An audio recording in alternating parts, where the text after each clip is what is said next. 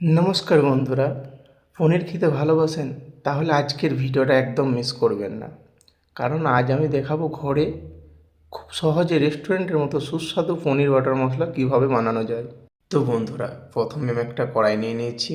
কড়াইতে ধনে, জিরে, মৌরি, শুকনো লঙ্কা, লং, এলাচ দিয়ে ভালো করে ভেজে নিয়েছি। ভাজা হয়ে গেলে মিক্সিতে দিয়ে ভালো করে গুঁড়ো করে নিয়েছি।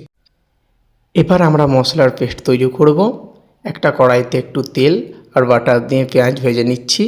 পেঁয়াজটা যখন একটু সোনালি রং হয়ে আসবে তখন এর মধ্যে টমেটো, কাজু, রসুন আর আদা দিয়ে দিচ্ছি। সব কিছু ভালো করে ভেজে নেব যতক্ষণ না একটু তেল ছাড়তে শুরু করছে। এরপর গ্যাস বন্ধ করে এগুলোকে একটু ঠান্ডা করে মিক্সি দিয়ে মসৃণ পেস্ট বানিয়ে নেব। এরপর ওই তেলেই পেঁয়াজ আর ক্যাপসিকাম দিয়ে দেবো। প্রায় 50 সেকেন্ড মতো হালকা করে ভেজে নিয়েছি। তারপর পনিরের টুকরোগুলো একটু বাটার দিয়ে হালকা করে ভেজে নিয়েছি, যাতে বেশি ভাজা না হয়ে যায়। দেখতেই পাচ্ছেন কীরকম ভাজা হয়েছে, এই রকমই ভাজবে কিন্তু। এবার আমরা বাটার পনির মশলা বানাবো। একটা কড়াইতে একটু তেল আর সামান্য বাটার দিয়ে গরম করে নিচ্ছি। এর মধ্যে একটু হলুদ আর শুকনো লঙ্কা দিয়ে দিচ্ছি। তারপর যে মশলার পেস্টটা বানিয়ে রেখেছিলাম সেটাও দিয়ে ভালো করে নেড়ে নিচ্ছি। আর দিয়ে দেবো ওই যে ভেজে রাখা মশলাগুলো, সেটা দিয়ে ভালো করে নেড়ে নেব। মশলাটা একটু রান্না হলে যখন দেখব তেল ছাড়তে শুরু করেছে তখন একটু জল দিয়ে দেব, একটু ফুটতে দেব।